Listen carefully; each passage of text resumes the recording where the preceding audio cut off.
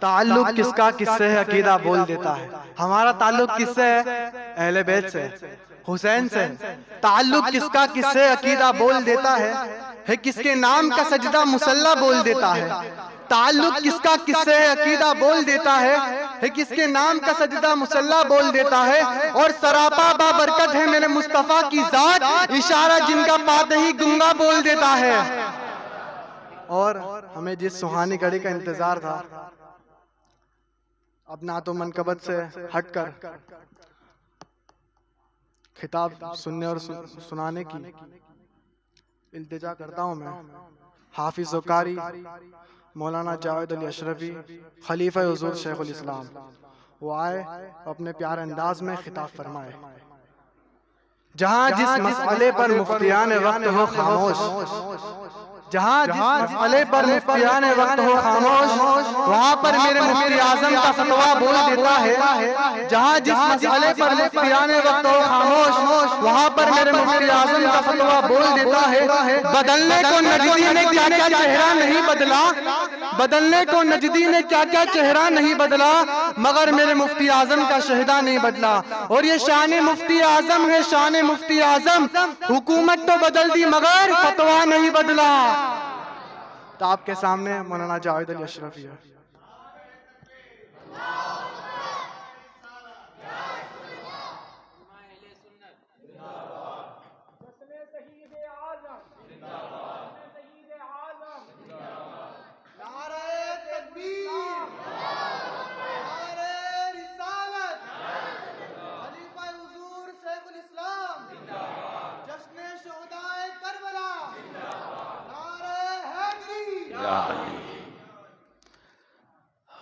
سبحان اللہ.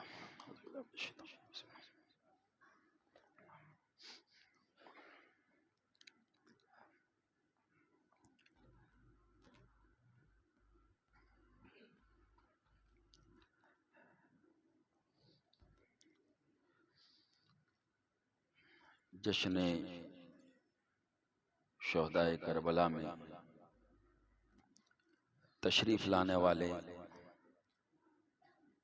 تمام عاشقان اہل بیت، عاشقان آل رسول، عاشقان حسین، السلام علیکم ورحمۃ اللہ وبرکاتہ.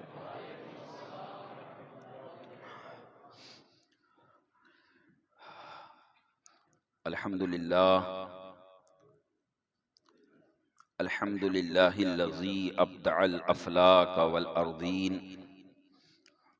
والصلاة والسلام على ما كان نبيا وآدم بين الماء والطين، وعلى آله وأصحابه وأزواجه وذرياته وأهل بيته والشهداء محبته وأولياء طريقته وعلماء ملته أجمعين. أما بعد، فأعوذ بالله من الشيطان الرجيم.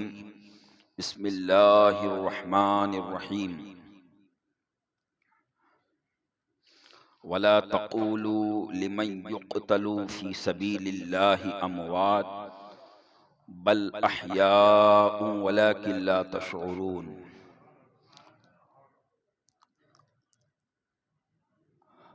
وقال تعالى في مقام آخر: ولا تحسبن الذين قتلوا في سبيل الله أمواتا بل أحياء عند ربهم يرزقون. صدق الله العظيم وصدق رسوله النبي الأمين المختار الكريم، ونحن على ذلك لمن الشاهدين والشاكرين والحامدين والموقنين والذاكرين، والحمد لله رب العالمين.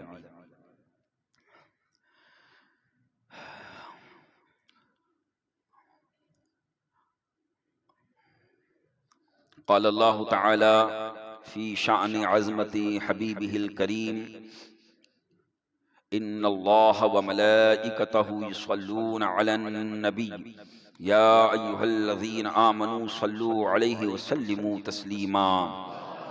اللهم صل على سيدنا مولانا محمد وعلى آل سيدنا مولانا محمد وبارك وسلم.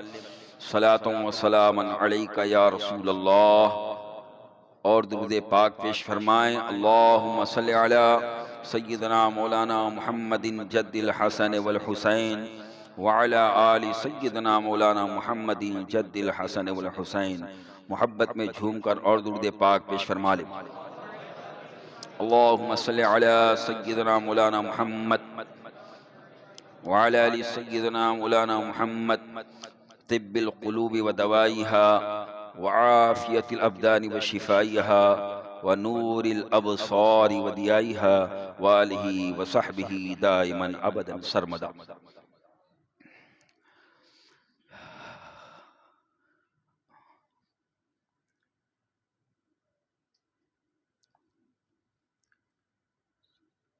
چہرے بتا رہے ہیں یہ 12 امام کے،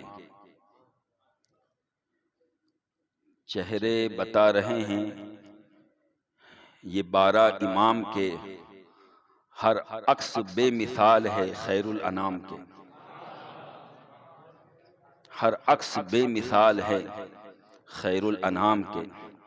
چہرے بتا رہے ہیں یہ 12 امام کے، ہر عکس بے مثال ہے خیر الانام کے، ہر عکس بے مثال ہے خیر الانام کے۔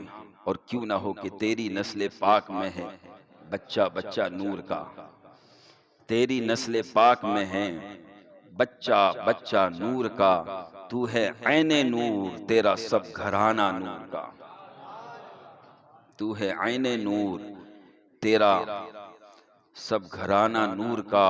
اور کیا بات رضا اس چمنستان کرم کی، کیا بات رضا اس چمنستان کرم کی، زہرا ہے کلی جس میں حسین و حسن پھول، زہرا ہے کلی جس میں حسین و حسن پھول۔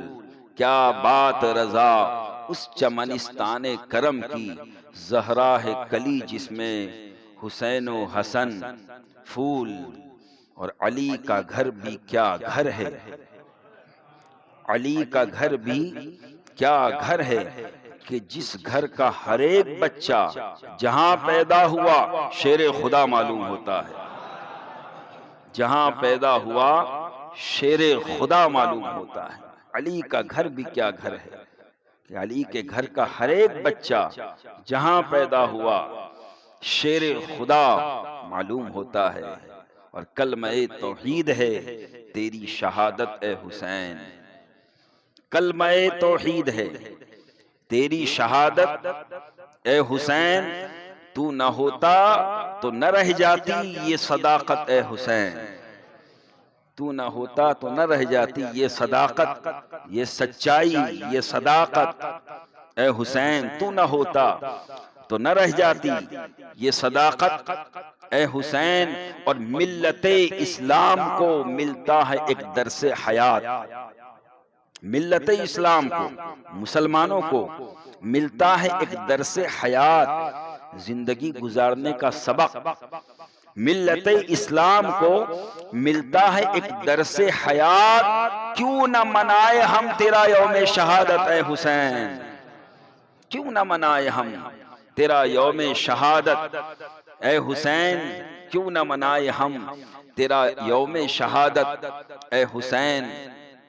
اور احتمال آنے کا ہے پھر سے یزیدیت کا دور، احتمال آنے کا ہے پھر سے یزیدیت کا دور، پھر جہانوں کو ہے تیری ضرورت اے حسین، پھر جہانوں کو ہے تیری ضرورت اے حسین، تو نہ ہوتا تو نہ رہ جاتی یہ صداقت اے حسین۔ حال میرا کچھ بھی ہو میرا عقیدہ ہے یہی، حال میرا کچھ بھی ہو میرا عقیدہ ہے یہی، بخشوائے گی ہمیں تیری محبت اے حسین، بخشوائے گی ہمیں تیری محبت اے حسین، بخشوائے گی ہمیں تیری محبت اے حسین۔ تو نہ ہوتا تو نہ رہ جاتی یہ صداقت اے حسین، کلمہ توحید ہے تیری شہادت اے حسین، تو نہ ہوتا تو نہ رہ جاتی یہ صداقت اے حسین، اور قتل حسین اصل میں مرگ یزید ہے۔ اسلام زندہ ہوتا ہے ہر کربلا کے بعد، اسلام زندہ ہوتا ہے ہر کربلا کے بعد، اور نہ مسجد میں نہ بیت اللہ کی دیواروں کے سائے میں، نہ مسجد میں نہ بیت اللہ کی دیواروں کے سائے میں نماز عشق ادا ہوتی ہے تلواروں کے سائے میں، نماز عشق ادا ہوتی ہے تلواروں کے سائے میں، نہ مسجد میں نہ بیت اللہ کی دیواروں کے سائے میں نماز عشق ادا ہوتی ہے تلواروں کے سائے میں، نماز عشق ادا ہوتی ہے تلواروں کے سائے میں۔ جو جواں بیٹے کی میت پہ نہ رویا وہ حسین، جو جواں بیٹے کی میت پہ نہ رویا وہ حسین، جس نے سب کچھ کھو کے پھر بھی کچھ نہ کھویا وہ حسین، جس نے سب کچھ کھو کے پھر بھی کچھ نہ کھویا وہ حسین۔ اگر خاموش رہوں میں تو ہی سب کچھ ہے، جو کچھ کہا تو تیرا حسن ہو گیا محدود۔ محبت میں جھوم کر نبی اور آل نبی کی بارگاہ میں درود و سلام کا نذرانہ پیش کریں۔ صلی اللہ علی النبی الامی وآلہ، صلی اللہ تعالی علیہ وآلہ وسلم، صلاۃ و سلام علیک یا رسول اللہ، صلی اللہ تعالی علیہ وآلہ وسلم۔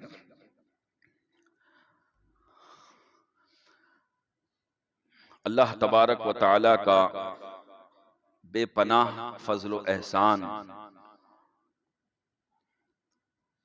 اور اس کا شکر ہے کہ اس نے ہمیں آج کی یہ مقدس رات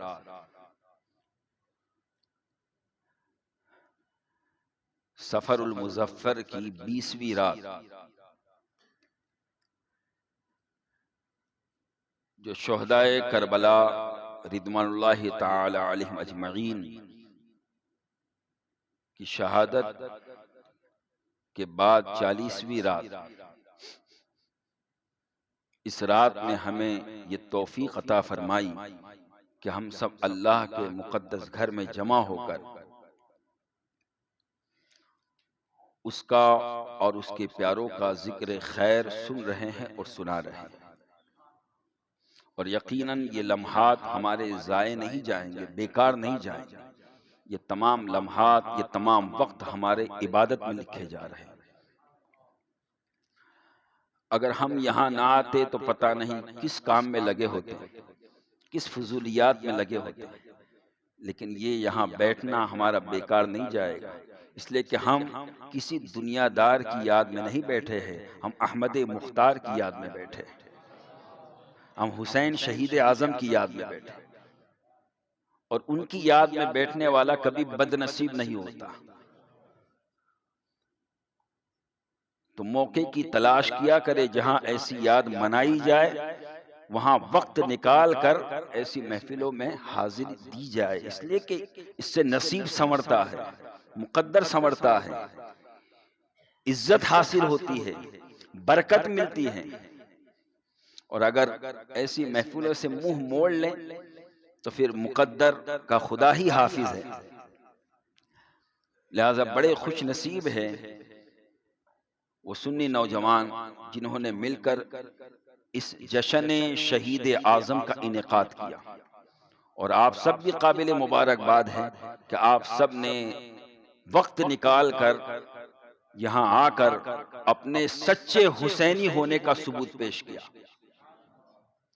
آج امام علی مقام کے نام پر آپ کو یہ نہیں کہا جائے گا کہ گردن دے دو، آج یہ کہا جا رہا ہے کہ حسین کے نام پر اپنا وقت دو، اپنا ٹائم دو۔ ہم دوسروں کے لیے تو بہت ٹائم دیتے ہیں، لیکن جس ہستی سے ہمارا دنیا و آخرت کا دونوں واسطہ ہے، جنت ملنے کا راستہ ہے اور جنت ملنے کا واسطہ ہے، ان کے نام پر اگر ہم اپنا وقت نہ دے سکے تو میں سمجھتا ہوں پھر زندگی میں اس سے بڑی بد نصیبی اور کیا ہو. لہذا دوسروں کو بھی ترغیب دے، دوسروں کو بھی بتائے کہ جب ایسی محفلیں ہوں، اللہ والوں کی نسبت سے محفل ہو، دین کی محفل ہو، تو اس میں حاضر ہو، اس میں آئے، اور اس میں اس نیت سے آئے کہ ہم اس اللہ والے کی یاد میں جا رہے ہیں. بس آپ کا یہ نیت، یہ عمل، یہی آپ کے لیے فائدہ مند ہے. اور انشاءاللہ اگر ایسا ہی آپ سب کا ساتھ اور سہکار رہا تو ہماری جو نوجوان سنی نوجوان کمیٹی ہے، ان کا ارادہ ہے کہ مہینے میں ایک مرتبہ کوئی ایک دن مقرر کر کے کوئی نہ کوئی ایسی محفل قائم کی جائے اللہ والوں کی یاد میں، تاکہ ایمان کی تازگی اور بالیدگی بنی رہے.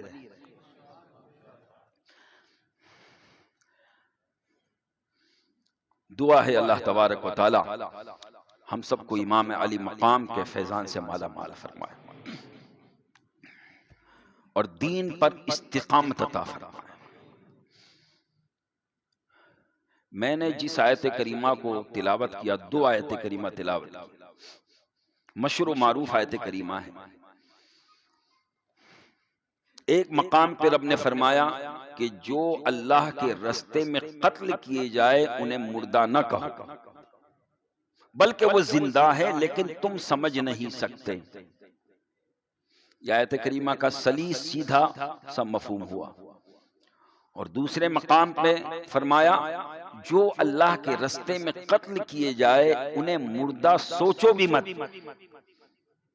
مردہ گمان بھی مت کرو، مردہ تصور بھی مت کرو، مردہ خیال بھی نہ کرو، بلکہ وہ زندہ ہے.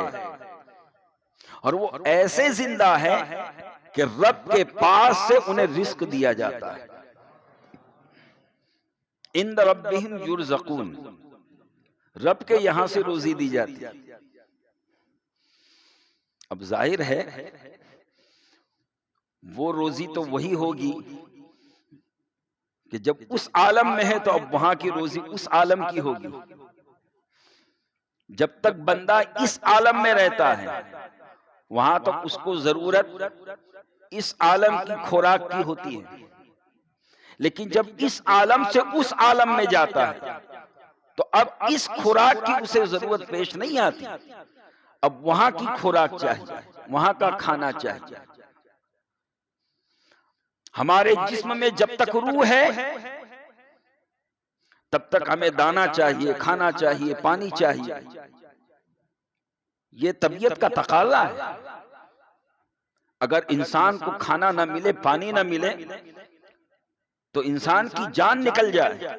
تو جسم کی بقا کے لیے، جسم کو قوت اور طاقت دینے کے لیے، جسم کو باقی رکھنے کے لیے ضروری ہے کہ انسان کھائے پیے، انسان روٹی کھائے، چاول کھائے، اس لیے کہ یہ سب جسم کی غذا ہے. لیکن یہ ذہن میں رکھے کھاتے تو سب ہے، کھاتے سب ہے، لیکن اللہ والے جب کھاتے ہیں تو ان کی نیت اور ہوتی ہے. لہٰذا اپنی نیتیں درست کر لو کہ اگر ہم کھائے تو نیت یہ ہو کہ اس سے جو مجھے طاقت ملے گی تو اس طاقت کا استعمال میں اللہ و رسول کی اطاعت میں لگاؤں گا. جب اس نیت سے آپ کھاؤ گے تو وہ کھانا بھی عبادت بن جائے گا. یعنی اللہ مجھے طاقت دے گا تو میں کھڑے کھڑے نماز پڑھوں گا، کھانا کھاؤں گا، جسم میں توانائی آئے گی تو نماز کھڑے رہ کر پڑھ سکوں گا، صحیح طور سے سجدہ کر سکوں گا. اس نیت سے کھائے. تو جسمانی غذا کے لیے اس عالم کے اندر یہ کھانا ضروری، لیکن ایک وقت مقرر ہے کہ ہر آدمی کے جسم سے روح نکلتی ہے، جسم الگ روح الگ. اب وہ دوسرے عالم میں پہنچتا ہے، دوسری دنیا میں، جسے عالم برزخ کہتے ہیں، عالم آخرت کی پہلی منزل. اور جب وہاں پہنچتا ہے تو اب وہاں پہنچنے کے بعد اب اسے یہ کھانا پینا ضروری نہیں ہے. یہ کھانا پینا اس کے لیے ضروری نہیں ہے کہ یہ کھانا ملے گا تو وہ زندہ رہے گا، یہ روٹی ملے گی، یہ غذا ملے گی۔ یہاں سے یہ مسئلہ بھی صاف ہو گیا کہ کچھ لوگ اپنی میت کے لیے ساری انواع اقسام جمع کرتے ہیں اور سمجھتے ہیں کہ بھئی یہ ان کے لیے ضروری ہے۔ یہ ضروری نہیں، وہاں جو پہنچتا ہے تو یہ بذات خود یہ چیز نہیں پہنچتی، بلکہ وہاں جو پہنچتا ہے وہ جو ان کو وہاں ضرورت ہے وہ پہنچتا ہے۔ اب اس عالم میں ضرورت اس غذا کی نہیں ہے کہ ان کو روٹی ملے، ان کو گوشت ملے، ان کو جو ہے مچھلی ملے، ان کو انڈا ملے، یہ ضروری نہیں ہے۔ تو پھر ضرور ان کو وہاں پہنچتا کیا ہے؟ تو وہاں پہنچتا ہے آپ نے جو بھی نیک عمل کیا اور اس کا جو آپ کو ثواب ملتا ہے، اللہ اپنے فضل سے وہ ثواب وہاں پہنچاتا ہے۔ وہ ثواب وہاں کی غذا ہے، وہ ثواب اس عالم کی غذا ہے، اس عالم کا کھانا ہے۔ اور ثواب کیا ہے؟ ثواب کیا ہے؟ ثواب من عند اللہ۔ اللہ فرماتا ہے ثواب اللہ کے پاس ہے، واللہ عندہ حسن الثواب، اور اللہ کی کے پاس بہترین ثواب ہے، اچھا ثواب ہے۔ اب ظاہر ہے کہ وہاں تو نور ہی نور ہے، تو اب اس کو کہہ سکتے ہیں کہ ثواب جو ہے وہ ایک نورانی کھانا ہے، وہ ایک نورانی کھانا ہے۔ یعنی آپ نے یہاں ظلمانی چیز بھیجی اور اللہ نے اپنے فضل سے اسے نورانی بنا کر وہاں اس عالم والے کو پہنچا دیا، اور اس عالم والے کو وہ غذا ملی، اور جب اسے وہ غذا ملی تو پھر اس کی برکت سے وہ گنہگار ہے تو اللہ اگر چاہے تو گناہوں کو معاف کر دے، اگر وہ نیکوکار ہے تو اللہ اپنے فضل سے اس کے درجات میں بلندیاں عطا فرماتا ہے۔ تو رب نے فرمایا کہ شہید یعنی جو اللہ کے راستے میں قتل کیے جائیں انہیں مردہ مت سوچو، اللہ کے پاس سے انہیں رزق ملتا ہے، خدا کے پاس سے عند ربہم یرزقون، اللہ کے پاس سے انہیں رزق دیا جاتا ہے، وہ نورانی کھانا، وہ جنتی کھانا انہیں دیا جاتا ہے۔ اب اس مقام پہ ان دونوں آیاتوں میں رب نے ایک بات خاص ارشاد فرمائی کہ پہلے تو یہ فرمایا کہ جو اللہ کے راستے میں قتل کیے جائے، مارے جائے، یعنی مارے تو گئے، قتل تو ہوئے، جان نکلی، جسم پہ ضربے لگی، جسم زخمی ہوا، ایسا نہیں کہ جسم زخمی نہیں ہوگا، اس لیے کہ قتل اسی وقت ہوگا جب جسم بگڑے، جسم کی حالت بدل جائے۔ اب چاہے وہ مار گولی کے ذریعہ ہو، چاہے وہ مار لاٹھی کے ذریعہ ہو، چاہے وہ مار نیزے کے ذریعہ ہو، چاہے وہ مار تیر کے ذریعہ ہو، چاہے وہ مار تلوار کے ذریعہ ہو، کسی بھی اوزار کے ذریعے، چاہے وہ پتھر کے ذریعہ ہو، کسی بھی اوزار کے ذریعے جب مارا گیا تو وہ قتل ہوا، اور جب قتل ہوا تو اب یہ دیکھیں گے کہ یہ قتل تو ہوا ہے لیکن کس رستے میں ہوا ہے، کس رستے میں ہوا ہے۔ اگر وہ فی سبیل اللہ، اللہ کے رستے میں قتل ہوا تو رب فرماتا ہے کہ اے لوگو تم تو یہ دیکھ رہے ہو کہ وہ قتل ہو گیا، وہ قتل ہو گیا، لیکن فی سبیل اللہ چونکہ وہ میرے راستے میں قتل ہوا ہے، وہ میرے نام پر قتل ہوا ہے، میرے دین کے نام پر قتل ہوا ہے، میرے حبیب کے نام پر قتل ہوا ہے، میرے اسلام کے نام پر قتل ہوا ہے، جب وہ میرے راستے میں قتل ہوا ہے تو اب میں اسے یہ ثمرہ اور یہ بدلہ دیتا ہوں کہ بل احیاء، اسے زندگی دے دیتا ہوں، بل احیاء، یہ زندگی کون دے رہا ہے؟ اللہ تبارک و تعالی، یعنی جو موت دے رہا ہے وہی اعلان کر رہا ہے کہ میں زندگی دے رہا ہوں۔ اب اگر کوئی اعتراض کرے کہ شہید کیسے زندہ، تو اس سے کہہ دو اللہ خود فرما رہا ہے کہ میں نے زندگی دی۔ اب اگر تمہیں سمجھ میں نہیں آتا تو جاؤ اللہ ہی سے پوچھو کہ اللہ نے کیسے زندہ کیا۔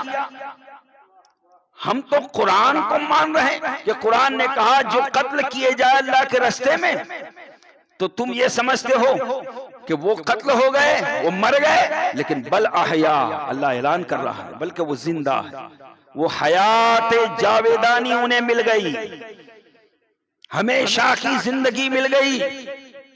بل احیا، وہ زندہ ہے. کون زندہ؟ جو اللہ کے رستے میں شہید ہوئے، قتل ہوئے. تو اب ہم کہہ سکتے ہیں اللہ کے رستے میں جتنے بھی شہید ہوئے سب زندہ. تو ہم کہہ سکتے ہیں حضرت عمر فاروق اعظم زندہ، حضرت عثمان غنی زندہ، حضرت مولا کائنات زندہ، سارے اصحاب بدر کے میدان میں جتنے شہید ہوئے وہ سب زندہ، احد کے میدان میں جتنے شہید ہوئے سب زندہ، حنین کے میدان میں جتنے شہید ہوئے سب زندہ، حضرت امیر حمزہ زندہ، حالانکہ ان کا کلیجہ نکال کر چبایا گیا، لیکن قرآن کہہ رہا ہے پھر بھی وہ زندہ. بل احیا، وہ زندہ. جتنے صحابہ کرام اللہ کے نام پر شہید ہوئے وہ سب زندہ، وہ سب زندہ. اور پھر اور آگے بڑھے، اور آگے بڑھے. کربلا کے میدان میں جتنے شہید ہوئے سب زندہ، سب زندہ. اس لیے کہ یہ قرآن کا حکم عام ہے، شان نزول خاص ہے، حکم عام ہے. شان نزول جیسے قرآن جس وقت آیت نازل ہوئی تو کوئی نہ کوئی پس منظر تھا، کوئی واقعہ تھا. جب یہ آیت اتری تو وہ جنگ کا موقع تھا، اور جنگ کے موقع میں منافقین اعتراض کرتے تھے کہ دیکھو یہ کتنے بیوقوف مسلمان ہیں کہ اپنی قیمتی جان کو قربان کر دیتے ہیں اور مر جاتے ہیں. رب نے کہا وَلَا تَقُولُوا لِمَن يُقْتَلُ فِي سَبِيلِ اللَّهِ أَمْوَاتٌ بَلْ أَحْيَاءٌ، کہ تم سمجھتے ہو کہ یہ مر گئے، ختم ہو گئے. بل احیا، ہم انہیں بہتر زندگی دیتے ہیں. تو وہ شان نزول ہے. لیکن قرآن پاک کا شان نزول خاص ہوتا ہے، اور اس کے اندر جو الفاظ بیان ہوئے وہ عام ہے، تو اس کا حکم قیامت تک کے لیے عام ہوتا ہے. یہ قاعدہ ہمیشہ ذہن میں رکھیں. جیسے اقیم الصلاۃ، نماز قائم کرو. تو اب یہ کس وقت؟ قرآن تو ظاہر سی بات ہے صحابہ کے دور میں نازل ہوا، تو پہلے مخاطب تو صحابہ ہی ہے. بھائی صف اول کے مقتدی تو صحابہ ہے، اور صف اول کے مقتدی فضیلت میں سب سے زیادہ ہوتے ہیں، ان کی فضیلت کوئی نہیں پا سکتا.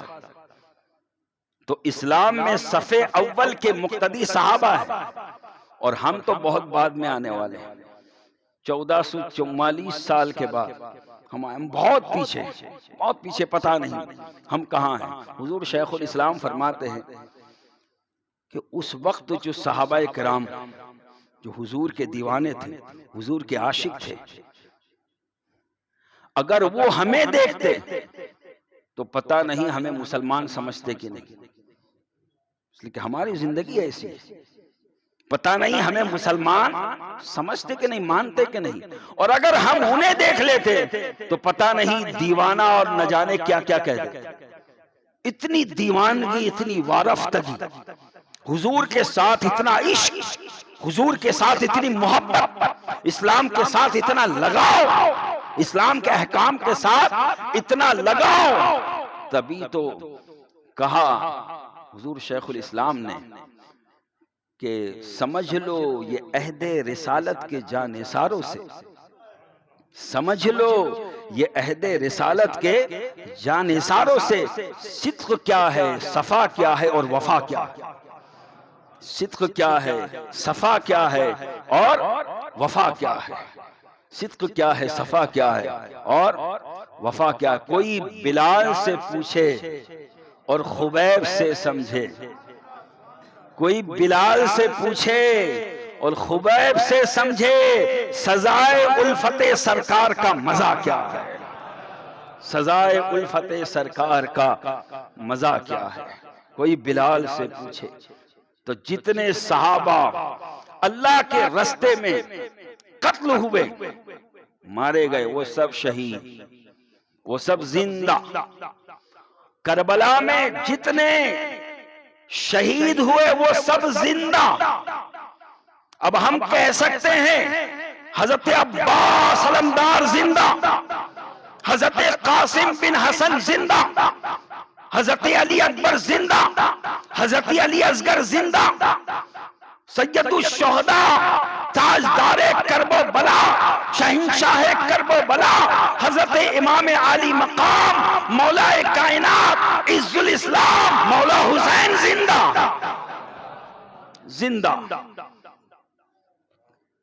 بل احیاء زندہ. یہ قرآن پاک سے واضح ہو. اچھا اب یہاں پر ایک عقیدے کی بات اور سنو کہ دیکھیے اس مقام پہ رب نے خاص طور سے شہیدوں کا ذکر فرمایا کہ جو اللہ کے رستے میں قتل ہوئے وہ زندہ. اللہ کے رستے میں جو قتل ہوئے وہ زندہ. اور وہ کون ہوتا ہے؟ شہید، جس کو ہم شہید کہتے ہیں. اور شہید زندہ.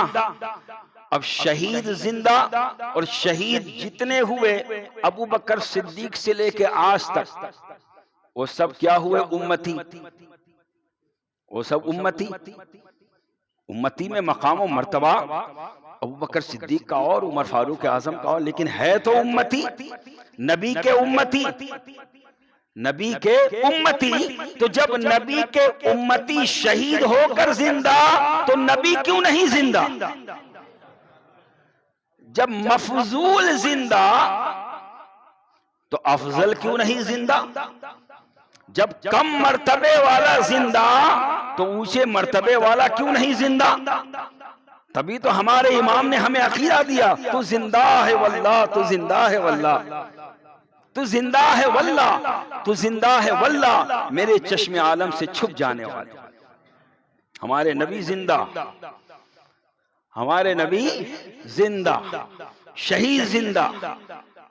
لیکن نبیوں کی زندگی بہت مضبوط اور قوی ہوتی ہے، حیات جسمانی والی ہوتی ہے. اور شہید کی زندگی ہوتی ہے وہ حیات برزخی اور روحانی ہوتی ہے. یہ ایک علمی بات ہے، نوعیت میں فرق ہے، قسم میں فرق ہے، لیکن بہرحال زندہ سب ہے. نبی بھی زندہ اور نبی کی امت میں شہید بھی زندہ، شہید بھی زندہ. تو حسین زندہ ہے. اب سمجھ میں آیا جو آج بھی کہا جاتا ہے حسین زندہ باد، حسین زندہ باد، کیونکہ حسین زندہ ہے. حسین زندہ ہے، حسین تابندہ ہے، حسین درخشندہ ہے، حسین منور ہے، حسین بے مثال ہے، حسین بے نظیر ہے.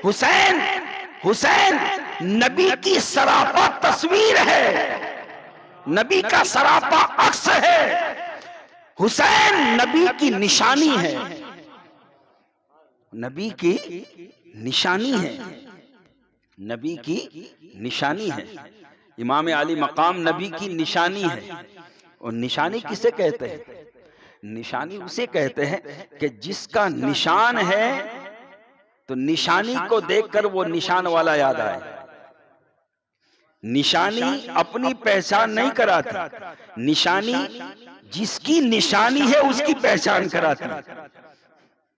نشانی جس کی نشانی ہے اس کی پہچان کراتی ہے. تو امام عالی مقام نبی کی نشانی. اب حسین کربلا میں اپنی پہچان نہیں کرا رہے، نبی کی پہچان کرا رہے، نبی کی پہچان کرا رہے. اور اسی کی طرف اشارہ میرے آقا نے فرما دیا تھا، حسین منی وانا من الحسین. حسین مجھ سے ہے، میں حسین سے ہوں. حسین مجھ سے ہے اور میں حسین سے ہوں. یعنی حسین کے اندر جتنے کمال ہیں وہ سب میرے ہیں، اور کچھ کمال ایسے ہیں جو میری زندگی میں مجھ پر ظاہر نہیں ہوئے، کربلا میں وہ تمام کمالات میرے حسین پر ظاہر ہوئے. اور وہ کمال حسین پر ظاہر ہوں گے، لیکن در حقیقت وہ کمال میرے ہوں گے، وہ کمال میرے ہوں گے. اب سمجھ میں آیا شہید بہت ہوئے لیکن ان کا تذکرہ اتنا زیادہ نہیں ہوتا جتنا شہرت اور جتنا زیادہ حسین کا تذکرہ ہوتا ہے، کیونکہ امام حسین کی شہادت صرف انہی کی شہادت نہیں ہے بلکہ در حقیقت ان کی شہادت جو ہے یہ حضور کی شہادت کا عکس ہے۔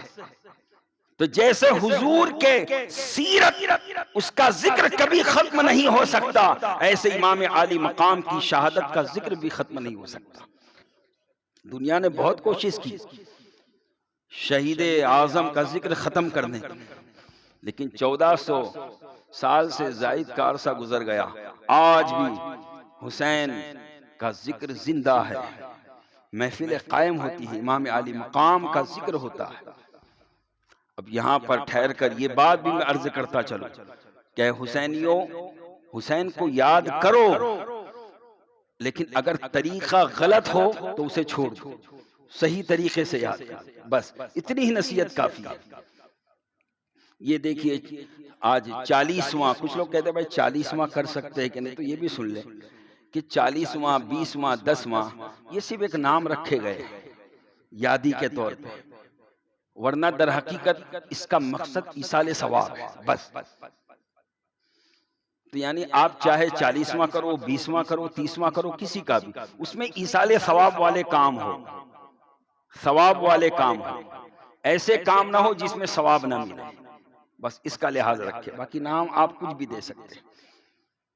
تو امام علی مقام رضی اللہ تعالیٰ عنہ، قرآن فرما رہا ہے شہید زندہ تو حسین زندہ، حسین زندہ۔ اب آؤ موضوع کی مناسبت سے، امام علی مقام رضی اللہ تعالیٰ عنہ کو کربلا کے میدان میں شہید کر دیا گیا، وہاں تک تو آپ بارہا سنتے ہیں۔ اب اس کے بعد پھر کیا ہوا؟ اب یہ لٹا ہوا قافلہ امام علی مقام اور اہل بیت اطہار کا یہ کوفہ کی طرف روانہ ہوا۔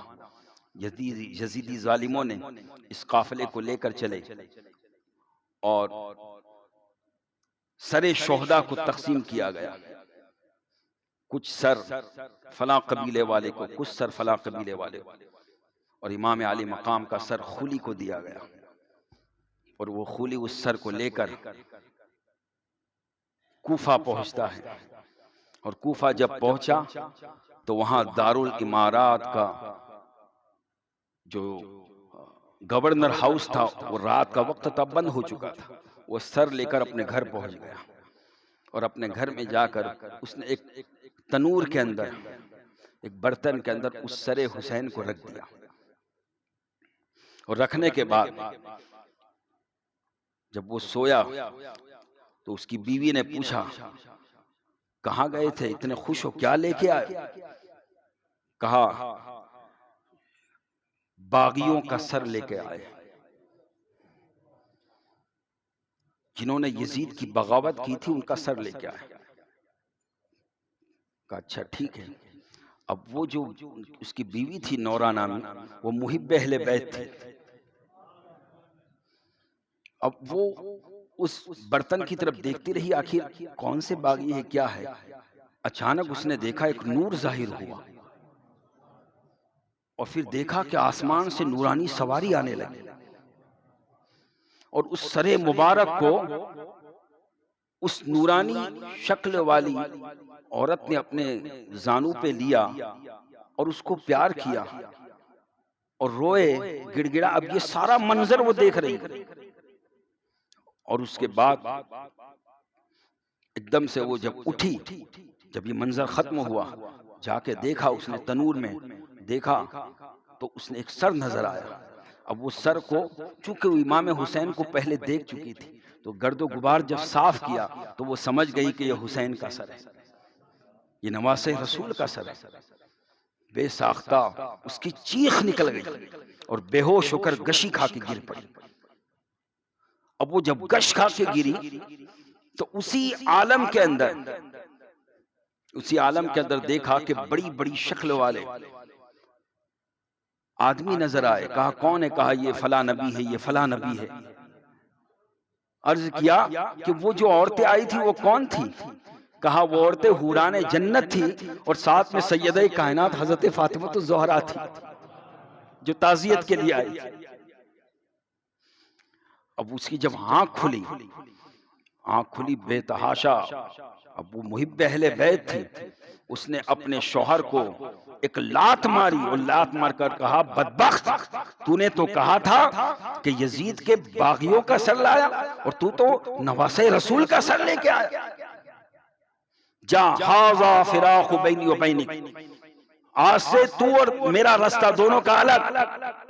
وہ روکتا رہا 1000 بار، اس نے چادر اوڑی اور نکل کے چلی، نہ خدا ملا نہ وصال صنم، نہ ادھر کے رہے نہ ادھر کے رہے۔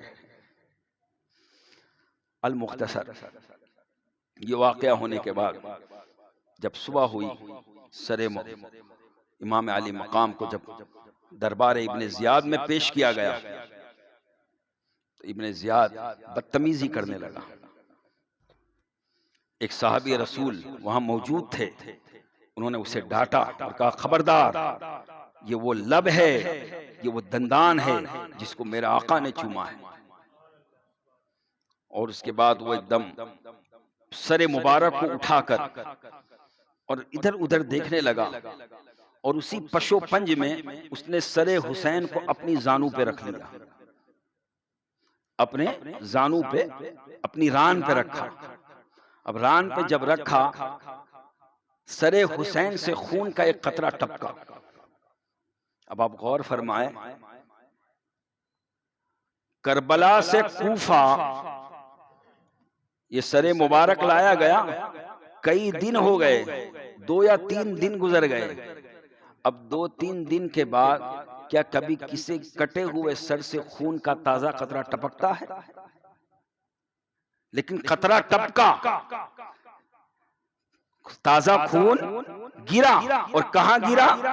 ابن زیاد کی ران پہ، ابن زیاد کی جانگ پہ۔ اب جب اس کی جانگ پہ گرا تو وہ خون کا قطرہ وہاں ٹھہرا نہیں، اس لیے کہ وہ ٹھہرنے والی جگہ ہی نہیں تھی۔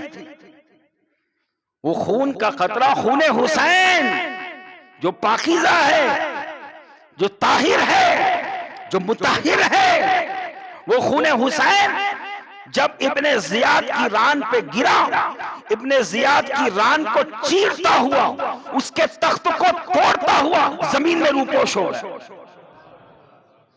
اور اس کی وجہ سے ابن زیاد کے وہاں پر زخم ہو گیا، اور وہ زخم میں اتنی بدبو پیدا ہو گئی کہ جب وہ مرا تو اسی بدبو سے پہچانا گیا کہ یہ ابن زیاد ہے، اور اس بدبو کو دور کرنے کے لیے وہاں خوشبو کا استعمال کرتا، لیکن پھر بھی وہ بدبو نہیں جاتی تھی۔ خون حسین، اچھا یہاں پر ایک نقطہ اور ملاحظہ فرمائیں کہ خون حسین جب ابن زیاد کی ران پہ گرا تو جب یہاں گرا تو ادھر بھی جا سکتا تھا، ادھر بھی جا سکتا تھا۔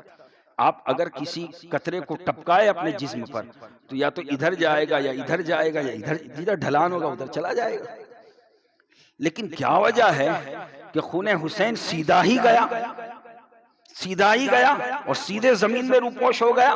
بتا دیا امام حسین کے خون کے ایک قطرے نے کہ ہم سیدھے چلنے والے ہیں، ہم صراط مستقیم والے ہیں، ہم راہ ہدایت والے ہیں، ہم راہ حق والے ہیں، ہم صراط مستقیم پر چلنے والے، ہم سیدھے چلنے والے ہیں، ہم سیدھے چلنے والے، اور ہم سیدھے ہی چلے، اور ہمارے خون کا قطرہ جب ابن زیاد کی ران پر گرا تو وہ بھی سیدھا ہی چلا، سیدھا ہی چلا۔ اب اس سیدھا چلنے کے لیے چاہے ابن زیاد کی ران کو توڑنا پڑے، چاہے اس کے تخت کو توڑنا پڑے، لیکن وہ سیدھا ہی گیا، وہ سیدھا ہی گیا۔ تو دوستو، جب خون حسین کے ایک قطرے کو، خون حسین کے ایک قطرے کو تم موڑ نہ سکے، راہ ہدایت سے ہٹا نہ سکے، تو پورے وجود حسین کو کیسے ہٹاؤ؟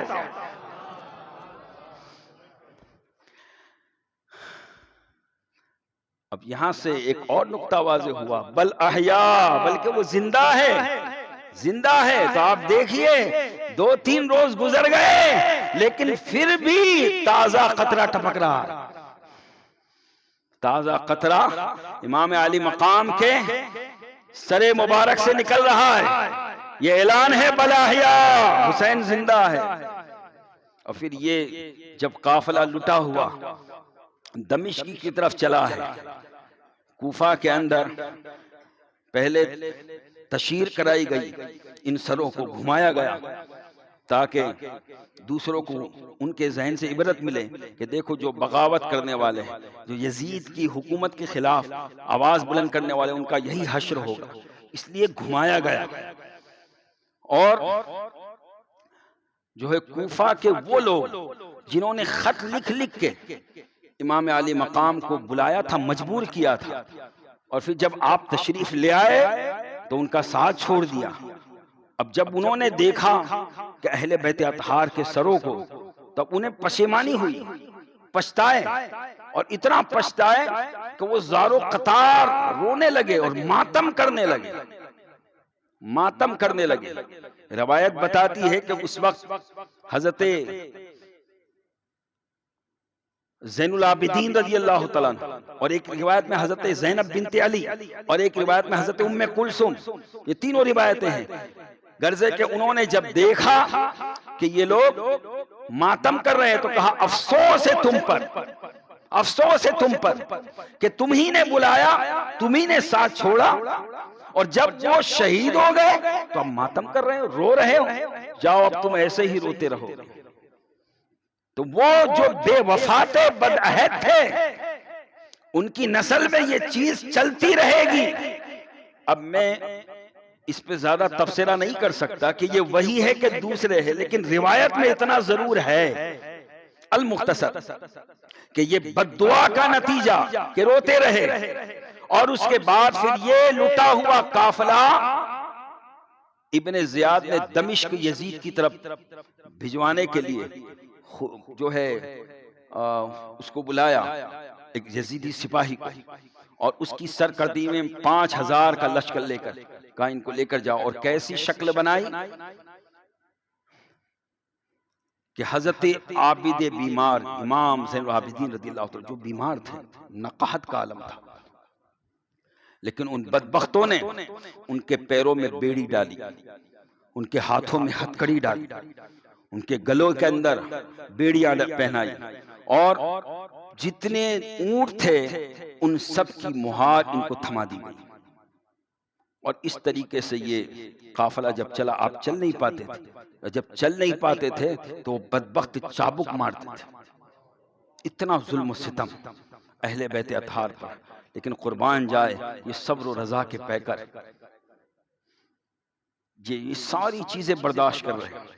اور اس کے بعد یہ مقدس قافلہ جب آگے چلا، ایک مقام آیا، ایک مقام جب آیا تو وہ گرجا گھر کے پاس جب وہاں ٹھہرے ہیں تو گرجا گھر کا جو پادری تھا اس نے کہا کہ یہ کس کا سر ہے؟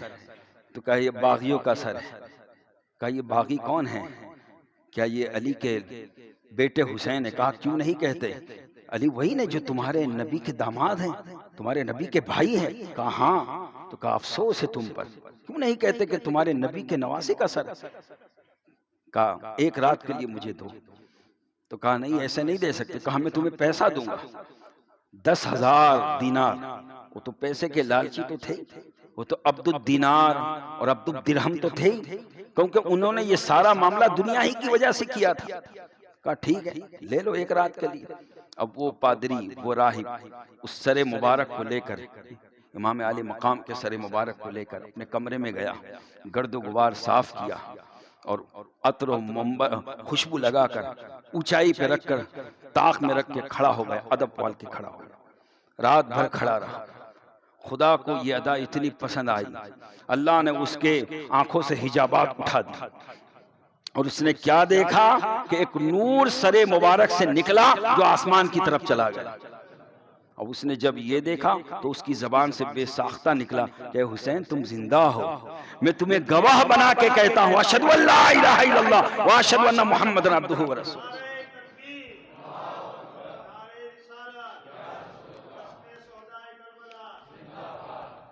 اب دیکھیے کہ سر حسین سے ایک راہب ہدایت پا رہا ہے اور اسلام قبول کر رہا ہے، اور ایک وہ بدبخت تھے جو اپنے آپ کو نبی کا امتی کہتے تھے، یزید کلمہ پڑھتے تھے، لیکن انہیں راہ ہدایت نصیب نہ ہوئی، وہ بدبختی میں بڑھتے ہی چلے گئے، یہاں تک کہ صبح ہوئی اور سر مبارک کو لیا اور یہ قافلہ آگے چلا اور پیسے لیے، دینار درہم و دینار لیے، وہ لے کر چلے۔ اب کچھ دور جا کر جب انہوں نے تقسیم کرنے کے بانٹنے کے لیے جب اس کو کھولا تو وہ سارے درہم و دینار مٹی کی ٹھیکری بن گئے تھے، مٹی بن گئے تھے، اور کچھ دینار باقی تھے، اس پہ ایک طرف ایک آیت لکھی ہوئی تھی اور دوسری طرف دوسری آیت لکھی ہوئی تھی۔ ایک طرف آیت لکھی ہوئی تھی وَسَيَعْلَمُ الَّذِينَ ظَلَمُوا أَيَّ مُنْقَلَبٍ يَنْقَلِبُونَ، ظالم ان قریب دیکھ لیں گے کہ کس طرح وہ پلٹا کھاتے ہیں۔ اور ایک دوسری جگہ لکھا وَلَا تَحْسَبَنَّ اللَّهَ غَافِلًا عَمَّا يَعْمَلُ الظَّالِمُونَ، اور ظالم ہرگز یہ نہ سمجھے کہ وہ جو ظلم کر رہا ہے اللہ اس سے غافل ہے، اللہ سب دیکھ رہا ہے۔ لیکن پھر بھی ان بدبختوں کو راہ ہدایت نصیب نہ ہوئی اور انہوں نے اس کو پھینکا، اور پھر یہ قافلہ آگے چلا۔ اور ایک مقام پہ روایت میں آتا ہے، ایک مقام ایسا آیا، شام کا وقت ہونے جا رہا تھا، اور اس مقام پہ حضرت امام علی مقام کا سر مبارک جس نیزے پر انہوں نے بلند کیا تھا، وہ نیزہ سپاہی کے ہاتھ سے چھوٹ گیا، اور وہ چھوٹ گیا اور زمین میں ایسے گڑ گیا، زمین میں وہ نیزہ گڑ گیا۔ اب جب وہ زمین کے اندر لگ گیا، وہ سپاہی اسے نکالنے لگا، ہزار کوشش کی لیکن نکلتا نہیں۔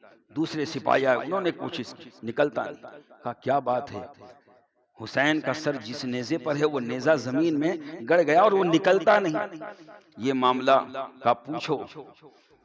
امام زین العابدین سے پوچھا گیا کہ آخر کیا بات ہے کہ یہ تمہارے ابا جان کا سر اس زمین سے اس کا نیزہ نکلتا نہیں؟ آپ نے فرمایا دیکھو ہودج کے اندر دیکھو، اہل بیت کے تمام شہزادے اور شہزادیاں ہے کہ نہیں؟ لگتا ہے کہ کوئی شہزادہ یا شہزادی رہ گئی ہے کہ جس کی وجہ سے حسین میرے ابا حضور کا سر آگے نہیں جا رہا۔ حضرت زینب آپ کی جو پھوپھی تھی، حضرت زینب حضرت امام حسین کی ہمشیرہ محترمہ، انہوں نے آواز لگائی ایک ایک شہزادے کو، ہودج کے اندر جتنے سب نے آواز دی۔ اب جب نام دیا سکینہ، آواز نہیں آئی، سکینہ آواز نہیں آئی، سکینہ آواز نہیں آئی۔ کہا کہ محسوس ہوتا ہے کہ حضرت سکینہ کہیں رہ گئی، فلاں جگہ پڑاؤ کیا تھا۔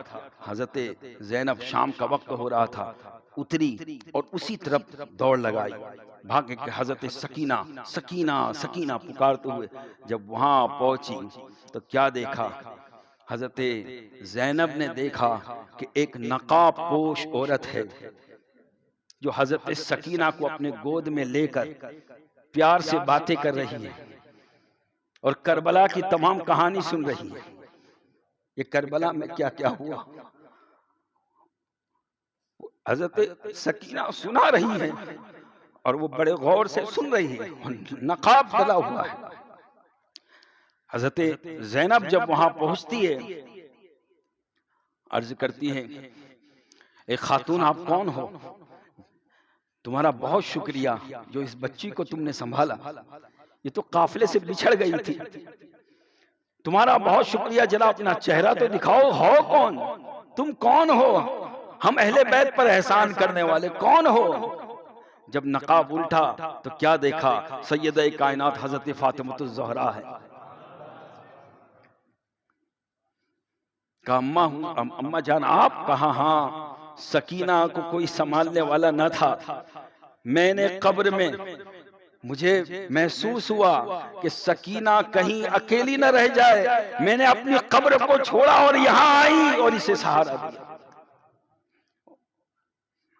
اور یہ یاد رکھے اللہ والے روحانی طور پر جہاں چاہے جا سکتے ہیں، آپ کی روح مبارک حضرت سیدہ کائنات کی روح مبارک مجسم ہو کر متشکل ہو کر حضرت سکینہ کے پاس آئی تھی۔ اور پھر حضرت زینب جب آگے بڑھی تو وہ تو روحانی ایک حاضری تھی، وہ غائب ہو گئی۔ آپ نے حضرت سکینہ کو لیا، ہودج میں بٹھایا، پھر جب حضرت امام علی مقام کے اس نیزے کو جب زمین سے نکالا، وہ نکلا اور پھر اس کو لے کر آگے چلے۔ اور جب یہ مقدس قافلہ اہل بیت اطہار کا جو لٹا ہوا قافلہ، مظلوموں کا قافلہ، جگہ جگہ پبلک میں تو یہ مشہور ان لوگوں نے کیا تھا کہ کچھ باغی لوگ تھے جنہوں نے بغاوت کی تھی معاذ اللہ یزید کی حکومت کے خلاف، ان کا سر کچل دیا گیا اور ان کے سروں کو بطور جشن لے جایا جا رہا ہے۔ جہاں قریب میں جو شہر آتے جاتے، پہلے وہاں پتا چلتا کہ بھئی باغیوں کا سر آیا، تو وہ کچھ شہر ایسے تھے کہ جہاں خوشیاں منائی جاتی، کچھ شہر، ایک شہر کے پاس جب پہنچے، اس شہر کا جو حاکم تھا وہ یہودی تھا، وہ یہودی تھا۔ اب اس نے دھیان نہیں دیا، کہا ہوں گے کوئی باغیوں کا سر ہے، قافلہ جا رہا ہے، جانے دو۔ وہ جب اس کو آنکھ لگی، غنودگی طاری ہوئی، خواب میں حضرت موسیٰ علیہ السلام، حضرت ہارون علیہ السلام آئے اور خواب میں آ کر کہا کہ کیا کر رہے ہو، دیکھتے نہیں شہزادہ رسول ان کا قافلہ جا رہا ہے، جاؤ، وہ نواسہ رسول ہے، جاؤ، تم جاؤ وہاں پر اور جا کر ہمارا سلام پہنچاؤ، سلام پہنچاؤ، اور اس کے بدلے میں تمہیں حسین کی کنیز شیری عطا ہو۔ اب وہ اٹھے اور اٹھنے کے بعد انہوں نے جلدی جلدی پہنچے اور وہاں سلام عرض کیا، اور سلام عرض کرنے کے بعد جو چیزوں کی ضرورت تھی وہ ساری چیز عطا فرمائی۔ اور یہ جو واقعہ ہے کہ انہوں نے کلمہ پڑھا اور مسلمان ہو گئے، اور وہ جو شیری والا واقعہ ہے وہ آگے جب یہ قافلہ بڑھا ہے تو ایک دوسرا واقعہ پیش آیا کہ جہاں وہ بھی یہودی تھے اور ان کو یہی کہا گیا کہ تم جاؤ، یہ اہل بیت کا قافلہ ہے اور تمہیں اس کے بدلے میں شیری ملے گی۔ تو جب یہ اپنے گھر سے جب باہر نکل رہے تھے تو باہر وہ ایک عورت نظر آئی جو کھٹکھٹا رہی تھی، ضرورت کی وجہ سے آئی تھی۔ اب باہر سے وہ عورت نے آواز دی اور اندر سے انہوں نے کہا کہ ٹھہرو شیری، میں باہر آتا ہوں۔ اب وہ چونک گئی کہ تمہیں مجھے میرا نام کیسے معلوم؟ کہا مجھے خواب میں بتایا گیا۔ اور اس کے بعد پھر یہ جو ضرورت تھی وہ ساری ضرورتیں حضرت امام زین العابدین کو اور جو ہے قافلے والوں کو انہوں نے دی، اور حضرت امام زین العابدین نے ان کا عقد حضرت شیری سے کر دیا، اور یہ پھر ساتھ میں قافلے ہی کے ساتھ رہے۔ اور یہ اس طریقے سے راستے میں بہت سی جو ہے کرامتیں ظاہر ہوئی، بہت سی خرق عادت بات ظاہر ہوئی کہ حضرت زید ابن ارقم فرماتے ہیں کہ جب میرے گھر کے پاس سے یہ قافلہ نکلا تو میں نے حسین کے سر سے قرآن پڑھنے کی آواز سنی۔ امام علی مقام کا سر مبارک قرآن پڑھ رہا ہے۔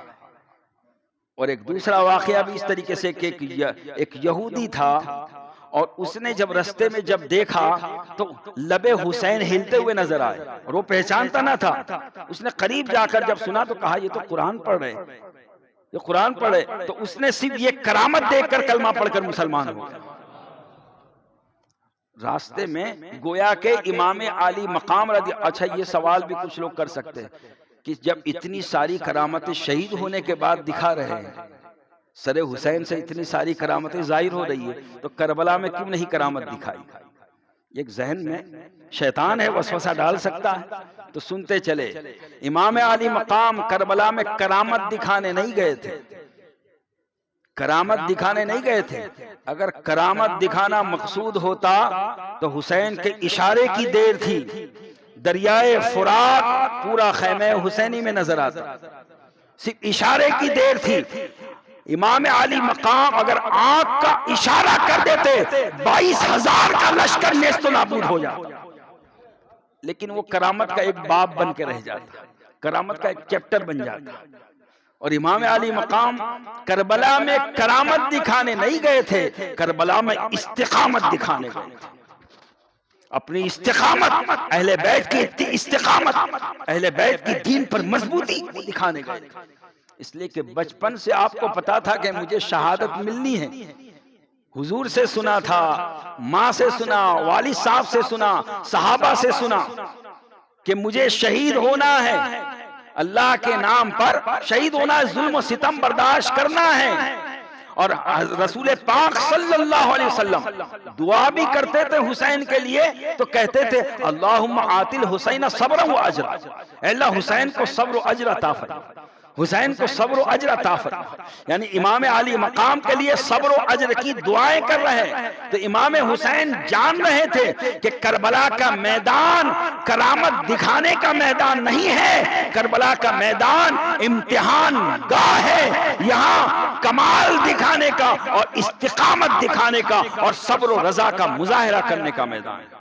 اور واقعی آپ نے بتا دیا دنیا والوں کو کہ صبر، رضا اور شکر یہ تمام کمالات، صدق و صفا یہ جتنے کمالات ہیں، اگر کسی ایک ذات میں جمع دیکھنا ہو تو کربلا میں امام علی مقام کو دیکھ لے۔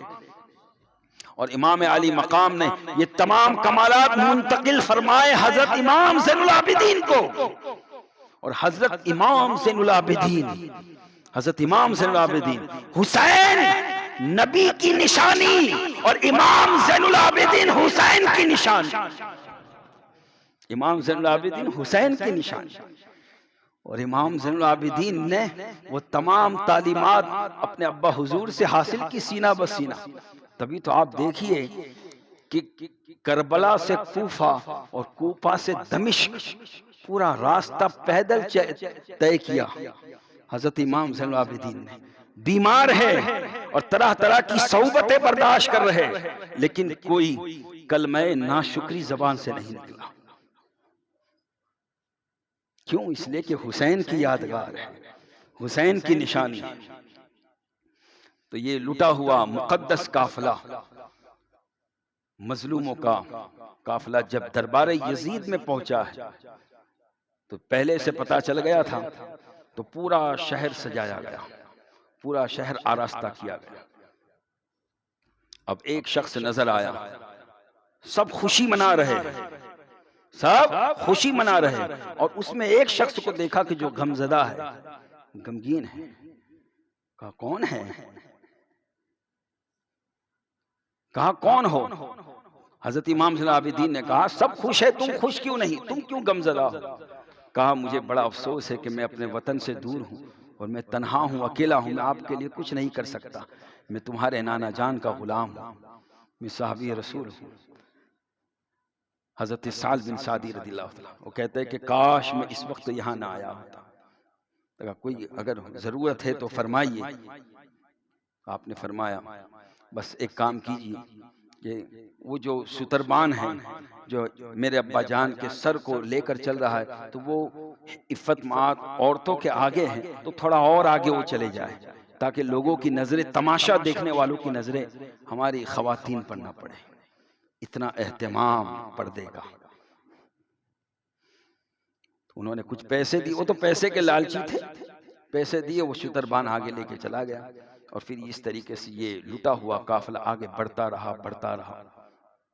ایک جگہ دمشق کے محلے کے اندر ایک جگہ ایسی آئی کہ جب قافلہ آگے بڑھا، سب عورتیں اوپر سے چڑھ کے دیکھ رہی تھی۔ ایک بوڑھی عورت اس نے دیکھا، کہا بھئی یہ کون ہے؟ تو مشہور تو لوگوں میں یہی تھا کہ باغیوں کا معاذ اللہ سر ہے، اور ان کو لے کر دربار یزید میں لے کے جایا جا رہا ہے، قیدی لوگ ہیں۔ اب جب وہ عورت نے سنا کہ قیدی ہے تو اپنے خادم کو حکم دیا کہ چلو مجھے لے کے چلو، اور جو ان کے پاس میسر تھا ساز و سامان اوڑھنے کا اور کھانے پینے کا، وہ سب لے کے اپنے غلام کے ساتھ وہاں پہنچے اور سب تقسیم کرنے لگے حضرت امام زین العابدین کو۔ اور جب حضرت زینب کو دینے لگے تو حضرت زینب انہوں نے کہا کہ مائی جان آخر کیا بات ہے، تم اتنا احسان ہم پر کیوں کر رہی ہو؟ اتنے رستے میں بہت کم لوگ ایسے ملے جنہوں نے ہم پر احسان کیا، تم اتنا احسان کیوں کر رہی ہو؟ کیا ہم کون ہیں؟ اب تم ہمیں جانتی بھی نہیں، ہم تمہیں پہچانتے نہیں۔ کہا بات اصل یہ ہے کہ ایک وقت تھا کہ میں مدینہ میں رہتی تھی، میری جوانی کا عالم تھا، مدینہ میں رہتی تھی، اور میں سیدہ کائنات حضرت خاتون جنت کی کنیز تھی، ان کی نوکرانی تھی۔ حضرت فضہ رضی اللہ تعالیٰ عنہ، ان کی نوکرانی تھی، اور جب ان کا وصال ہونے لگا حضرت خاتون جنت کا، تو اور اس وقت میں نے دیکھا تھا کہ ان کے چند بچے تھے، چھوٹے چھوٹے بچے تھے، ایک کا نام حسن تھا، ایک کا نام حسین تھا، ایک کا نام زینب تھا، اور میں نے حضرت فاطمہ سے کہا کہ اب چونکہ آپ کا وصال، میں جا رہی ہوں دمشق کی طرف، میں اپنے وطن میں جا رہی ہوں، کچھ اگر وصیت ہو نصیحت ہو تو آپ فرما دیں۔ تو اس وقت سیدہ کائنات فاطمہ الزہرا نے مجھے کہا تھا کہ بس ایک نصیحت یاد رکھنا کہ جب اگر کوئی قیدی نظر آئے تو ان کی مدد کر دینا۔ کہا وہ وصیت پر میں نے عمل کیا، اور میری سیدہ کائنات کے اس وصیت پر میں نے عمل کرتے ہوئے یہ تمہاری خدمت کی ہے۔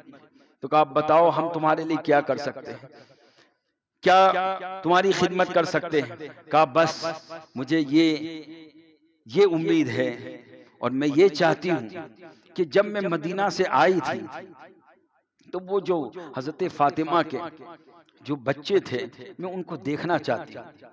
امام حسن مجتبیٰ کے بارے میں تو سنا تھا کہ وہ تو شہید ہو گئے، لیکن حسین کو اور زینب کو دیکھنا چاہتی ہوں، حسین کو اور زینب کو دیکھنا چاہتی ہوں۔ حضرت زینب رضی اللہ تعالیٰ عنہ رونے لگی اور روتے ہوئے عرض کی مائی تمہاری دعا قبول ہوئی، وہ دیکھو آگے جو نیزے پہ سر چڑھا ہے وہ حسین کا سر ہے، اور یہ جس سے تم بات کر رہی ہو زینب ہے۔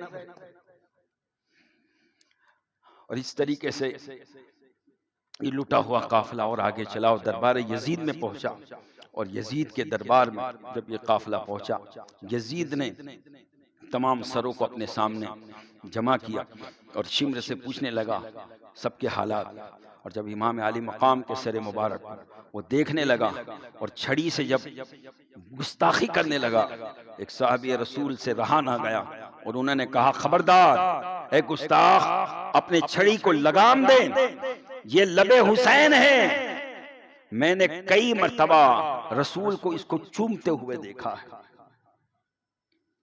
اور اس بدبخت نے کہ حضرت امام علی مقام رضی اللہ تعالیٰ عنہ کی جتنی شہزادیاں تھیں اور آپ کی بہن حضرت زینب، ان کو سامنے لانے کی کوشش کی، لیکن حضرت زینب نے جب کہا کہ یزید بدبخت، تیرے اندر دین کی غیرت بھی مر گئی، اتنا سب ظلم و ستم کیا اور اب بھی تیری غیرت جو ہے وہ ختم نہیں ہوئی، بے شرمی ختم نہیں ہوئی۔ وہ جو تیرے گھر کی عورتیں ہیں جو ہماری لونڈی بننے کے لائق ہے، وہ تو گھروں میں پردے سے رہے، اور نبی کی شہزادیاں بے پردہ ہو کر یہاں سامنے آئے۔ وہ لرز گیا اور اس نے کہا ٹھیک ہے جاؤ انہیں اندر بھیج دو، اور اس کے بعد حضرت امام زین العابدین رضی اللہ تعالیٰ عنہ ان کو قریب میں بلایا اور کہا جو ہوا سو ہوا۔ پہلے تو معاملہ یہ ہوا، روایت میں آتا ہے کہ جب امام زین العابدین وہاں پہنچے تو اس نے نازیبا کلمات کہے امام علی مقام کے بارے میں۔ اس نے کہا معاذ اللہ کہ دیکھو تمہارے والد یہ چاہتے تھے کہ ان کا خطبہ ہو، لیکن اب وہ ختم ہو گئے، ان کا خطبہ ختم ہو گیا۔ حضرت امام زین العابدین جوش حسینی آیا اور کہا خبردار یزید، دیکھ جس ممبر پر خطبہ دیا جاتا ہے وہ ممبر کس کا ہے؟ بتاؤ وہ ممبر کس کا ہے؟ تیرے باپ دادا کا کہ میرے باپ دادا کا؟ جس اسلام کے نام پر تو حکومت کر رہا ہے، اور اس اسلام کے لیے جانیں کس نے پیش کی؟ تیرے باپ دادا نے کہ میرے باپ دادا؟ اور اسی درمیان اس کا شہزادہ، اس کا لڑکا آ گیا یزید کا، اور وہ ہم عمر تھا حضرت امام زین العابدین کا۔ تو وہ کہنے لگا ایک کام کرو، تم اتنے بہادر بنتے ہو، حسین کے جو ہے شہزادے ہو، تو ایک کام کرو اس سے کشتی لڑ لو، کشتی لڑ لو۔ حضرت امام زین العابدین نے کہا اے ناپاک بدبخت، تو یہ چاہتا ہے میں کشتی لڑوں؟ بہادری جیسا کام کر، ایک کام کر، ایک تلوار اس کے ہاتھ میں دے، ایک تلوار میرے ہاتھ میں دے، پھر دیکھ جوہر کون دکھاتا ہے۔ علی کا گھر بھی کیا گھر ہے جس گھر کا ہر ایک بچہ جہاں پیدا ہوا شیر خدا معلوم ہوتا ہے۔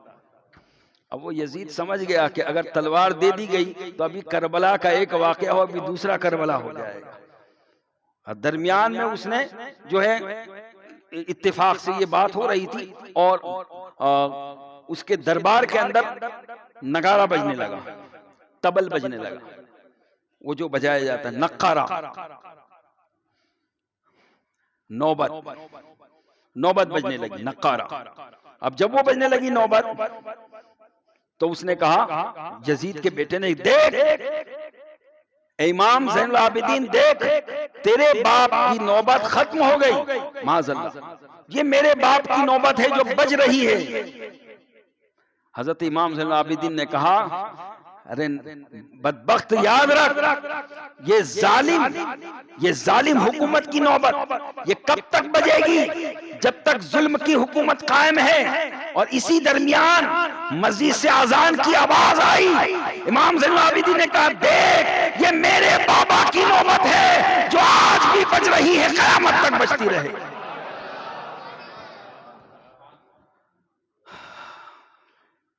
معلوم یہ ہوا، امام زین العابدین کی زبانی ہمیں یہ سمجھ میں آ گیا کہ اذان حسین کی نوبت ہے،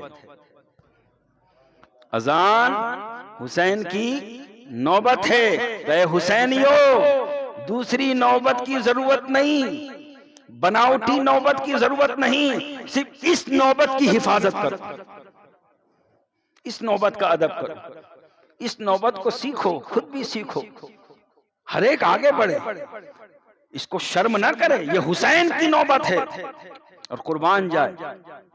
امام زین العابدین رضی اللہ تعالیٰ عنہ جب یہ سب باتیں ہو گئی، اب حالات بدلنے لگے، دربار یزید میں حالات بدلنے لگے، اس لیے کہ ظلم کب تک بندہ سہ سکتا ہے، کب تک اس کو درگزر کر سکتا ہے، اچھے لوگ بھی ہوتے ہیں۔ تو حالات جب بدلنے لگے تو یزید نے بھی اپنا فیصلہ بدلا اور امام زین العابدین کو قریب بلایا اور کہا، بیٹا جو ہوا سو ہوا، اب جانے دو، اب کچھ اگر گزارشات ہو تو آپ کہو، میں اس کی تکمیل کرنے کے لیے تیار ہوں۔ حضرت امام نے کہا، تجھ سے امید نہیں کہ تو تکمیل کرے گا۔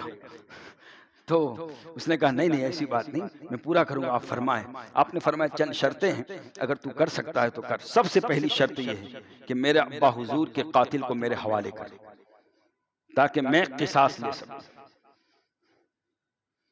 کہا دوسری شرط یہ ہے کہ جتنے شہداء کے شر ہے جو تم لے کر یہاں آئے ہو، وہ سب ہمارے حوالے کر دو، تاکہ ہم اسے لے جا کر جسموں کے ساتھ دفن کر دیں۔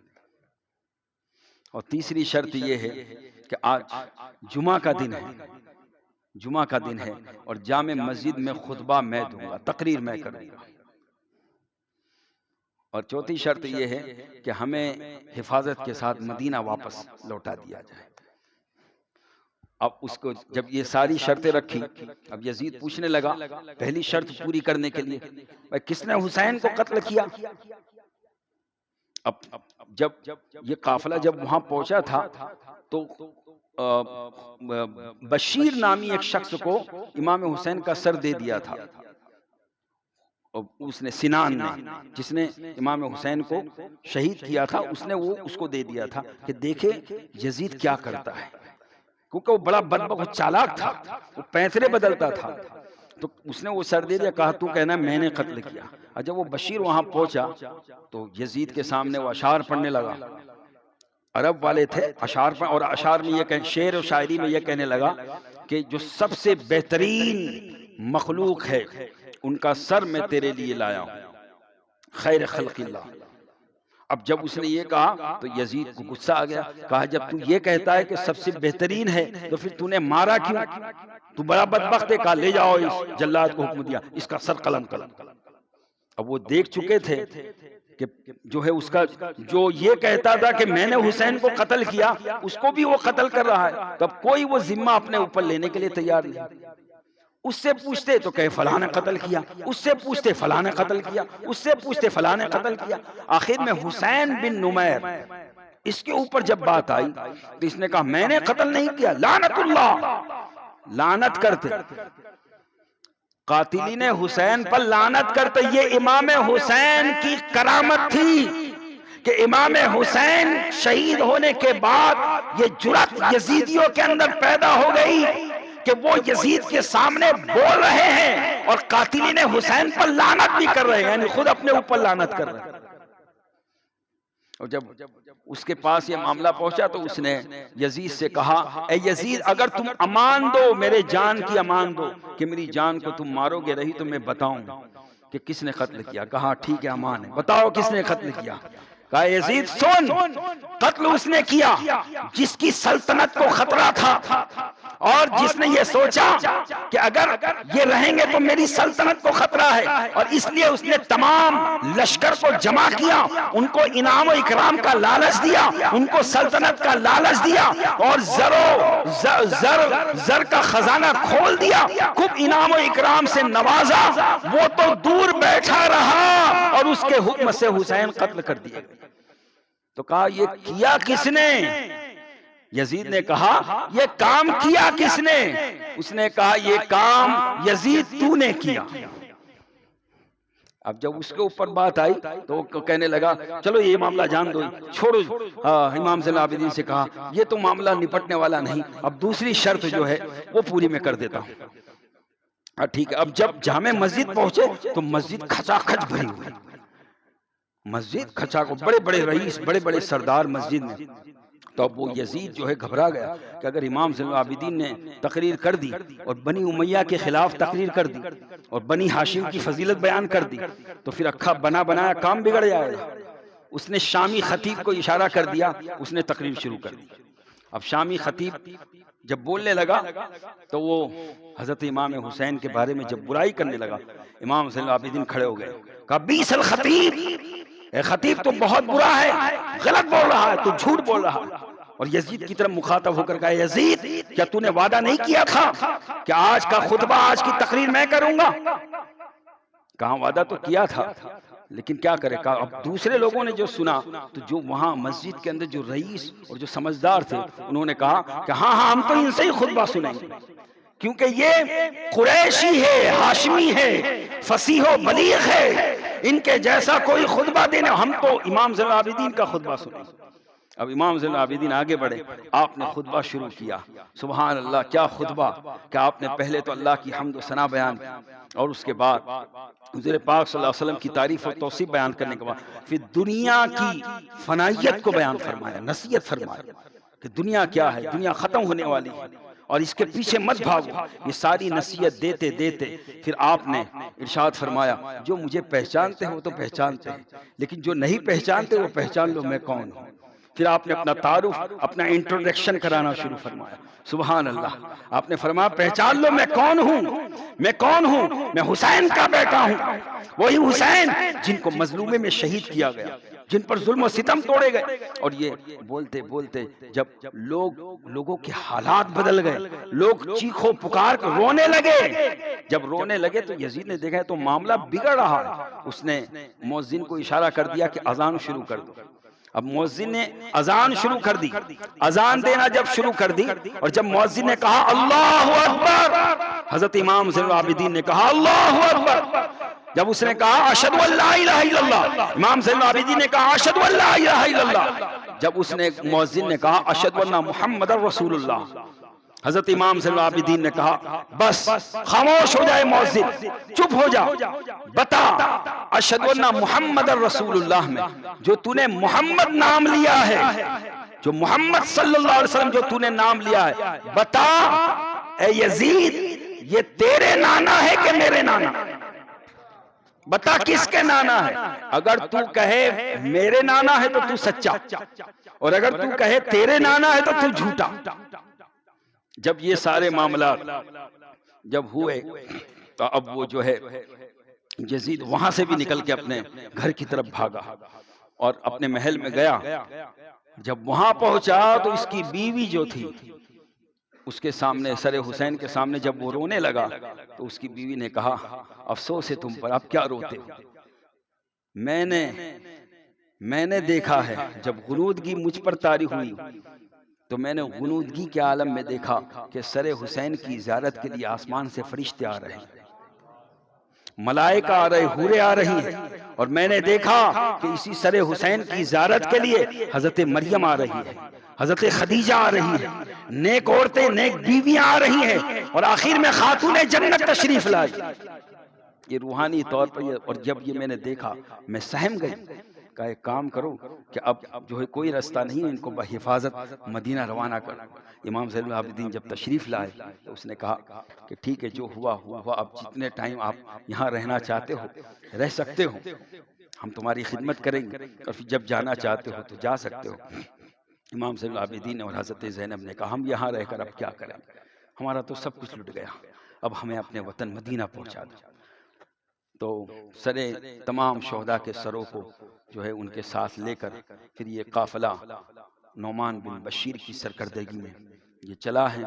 اور چلتے چلتے یہ قافلہ آج کے جو 20 سفر کو دن کے وقت کربلا معلیٰ پہنچا ہے. یہ لوٹا ہوا کا سروں کو لے کر، اور ایک روایت میں ہے کہ ان سروں کو جسموں کے ساتھ وہیں دفن کیا گیا، اور ایک دوسری روایت میں کہ یہ سر مبارک مدینہ لے جائے گئے، اور مدینہ میں خاتون جنت رضی اللہ تعالی عنہا کے مزار پاک کے قریب دفن کیے گئے. اور اوراق غم میں جو سید ابو الحسنات برکات رحمۃ اللہ علیہ جو روایت بیان کرتے ہیں، وہ فرماتے کہ میرے نزدیک یہ روایت زیادہ صحیح ہے کہ سروں کو جسموں کے ساتھ دفن کیا گیا. اور یہ وہ دن تھا سفر المظفر کا 40واں. اور آپ فرماتے روایت بتاتی ہے کہ جب وہاں پہنچے ہیں تو شہدائے اسلام کے جو لاشیں مبارک تھے وہ ایسے ہی بے گور و کفن پڑے تھے. اور ایک دوسری روایت ہے جس میں تیسرے دن قریب کے گاؤں گادریہ والے آئے اور انہوں نے آ کر ان جسموں کو دفن کیا. لیکن یہ روایت میں یہ ہے کہ 40ویں دن تک بے گور و کفن لاشیں پڑے رہے، 40 دن تک. اب اگر اس روایت کو مانا جائے اور پھر بتایا کہ وہ جسم مبارک جس کی ہڈیاں چکنا چور کر دی تھی ان ظالموں نے، جسموں پہ گھوڑے دوڑائے گئے تھے، ہڈیاں چکنا چور ہو گئی تھی، 40 دن کا عرصہ گزر گیا، زمین پہ ایسے ہی پڑے ہیں، لیکن ویسے ہی تر و تازہ ہے جیسے آج ہی شہید ہوئے. بل احیاء.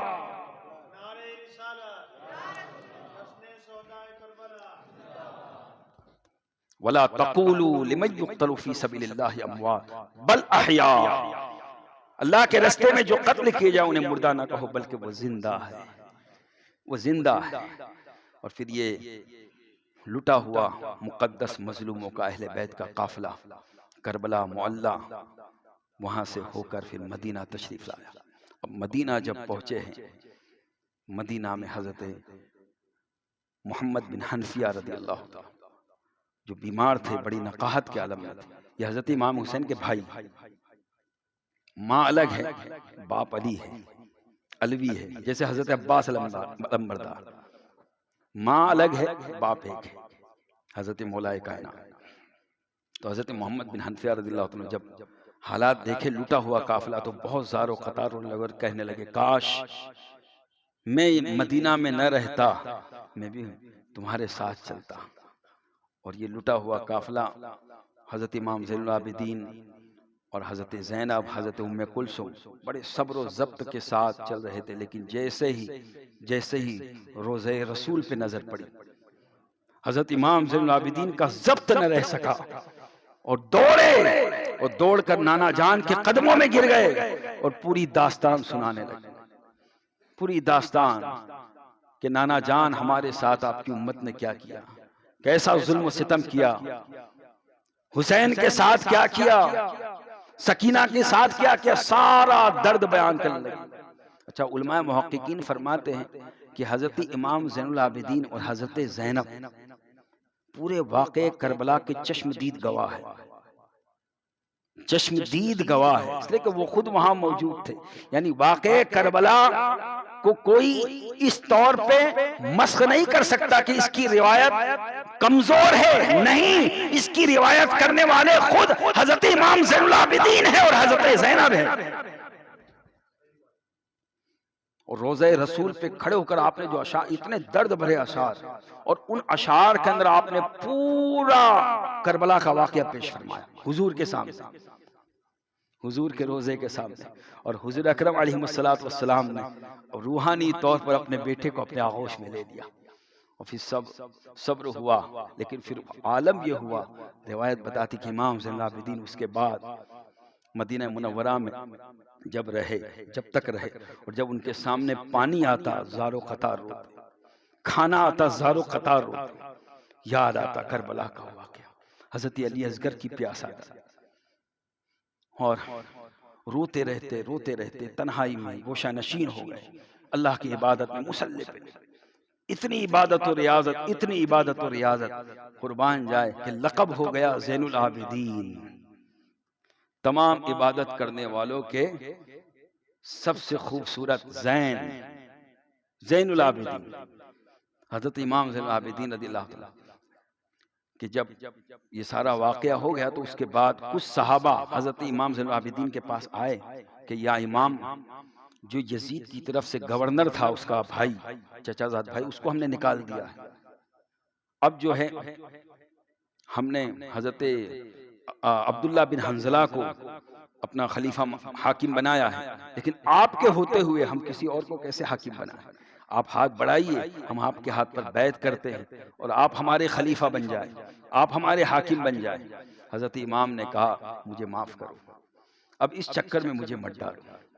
میں نے اپنے بابا جان کو، اپنے گھر والوں کو اس خلافت کے واسطے نہیں، صرف شبہ کے اندر، صرف شبہ میں، سلطنت کے شبہ میں نے بڑے ان پر ظلم و ستم دیکھے. خبر مجھے اس چکر میں مت ڈالو، میں اپنے مولا کے ساتھ مست ہوں اور اپنی اسی کو سنا رہا ہوں، اور اسی کے ساتھ میں اپنی دنیا. اب اس کے بعد پھر جب مزید ہوئے تو آپ نے فرمایا کہ دیکھو اگر میرا رہنا مدینہ میں گوارا کرتے ہو تو پھر ضد مت کرو ورنہ میں چلے جاؤں گا.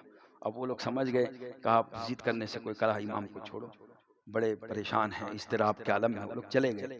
لیکن حضرت امام نے پھر جو ہے اپنا سارا سامان اٹھایا اور پھر قریب کے ایک گاؤں میں مدینہ کے پاس جہاں آپ کے آبا و اجداد کی جائیداد تھی، پوری زندگی آپ نے وہیں گزاری، گوشے تنہائی میں عبادت و ریاضت. اور پھر ادھر سلطنت کا معاملہ چلتا رہا تو مروان جو تھا وہ حاکم بنا، اور پھر اس کی حکومت چلی، اور اس کی حکومت میں جو ہشام بن ملک وہ جب خلیفہ بنا، اور جب وہ حج کے لیے آیا، مکہ حج کے لیے آیا، تو چونکہ خلیفہ تھا، بادشاہ تھا، لوگ ساتھ میں تھے سپاہی. اب حجر اسود کو چومنے کے لیے جانے لگا تو لوگوں کی بھیڑ اتنی کہ وہ بادشاہ اندر جا ہی نہ سکا، تو وہ تھک کے اس نے وہیں پہ تخت بچھایا اور بیٹھ گیا اور دیکھنے لگا، پبلک کا نظارہ دیکھنے لگا کہ پبلک کم ہو تو جاؤں حجر اسود کو استلام کروں. اب اسی درمیان اس نے کیا دیکھا کہ ایک شخص آیا خوبصورت، اور سامنے سے چلتا ہوا صفا مروہ سے سعی کر کے اور طواف مکمل کر کے وہ استلام کرنے کے لیے حجر اسود کو چومنے کے لیے آگے جیسے بڑھے تو لوگوں نے جیسے ہی ان نوجوان کو دیکھا دو صفے بنا لی، پبلک چھٹ گئی اور درمیان میں رستہ کر دیا، اور وہ شہزادے آرام سے حجر اسود تک پہنچے اور بوسہ دیا اور واپس آ گئے. وہ پوچھنے لگا یہ کون ہے؟ اس کے ساتھی جو فوجی تھے وہ پوچھنے لگے یہ کون ہے؟ بادشاہ وقت کو کوئی نہیں پہچانا، اور اس نوجوان کی اتنی تعظیم و اتنی تکریم، یہ کون ہے؟ کہا نہیں جانتے، یہ حسین کے شہزادے ہیں، یہ امام زین العابدین ہے. معلوم یہ ہوا ظاہری سلطنت کے تاجدار اور ہوتے رہے، لیکن مسلمانوں کے باطنی سلطنت کے تاجدار حسین کے گھر والے کل بھی تھے، آج بھی اور قیامت تک رہیں گے. المختصر وقت کا لحاظ رکھنا ہے، انشاءاللہ پھر باقی کے واقعات کبھی موقع آیا تو انشاءاللہ بیان کرنے کی کوشش کروں گا. دعا ہے اللہ تبارک و تعالی ہم سب کو امام علی مقام امام حسین رضی اللہ تعالیٰ عنہ کی سچی غلامی عطا فرمائے، سچی محبت عطا فرمائے، اور آپ ہی کے نام پر جینے اور مرنے کی توفیق عطا فرمائے. آمین وآخر دعوانا ان الحمدللہ رب العالمین. السلام علیکم ورحمۃ اللہ وبرکاتہ.